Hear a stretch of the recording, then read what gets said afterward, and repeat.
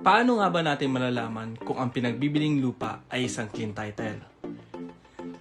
May 4 na basihan o criteria para malaman kung ito nga ba ay may malinis na titulo.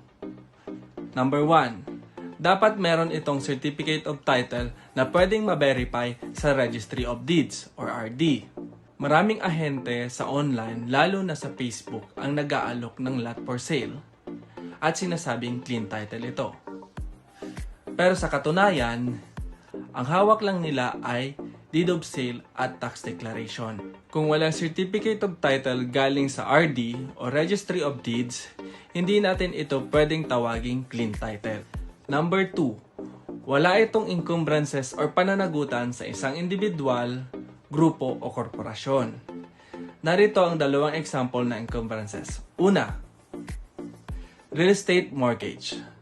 Kung ang lupa ay nakasanla sa isang individual, bangko o korporasyon. Pangalawa, adverse claim. Kung ang lupa ay naangkin ng iba at naghahabol sa karapatan nito. Number 3, wala dapat itong notice of lease pendens o walang kasong nakabinbin o dinidinig sa korte. Number 4, the last criteria. Wala dapat itong boundary dispute o encroachment sa katabing property or lupa. At ayan po ang 4 na criteria o basihan para malaman natin na ang lupa ay may malinis na titulo.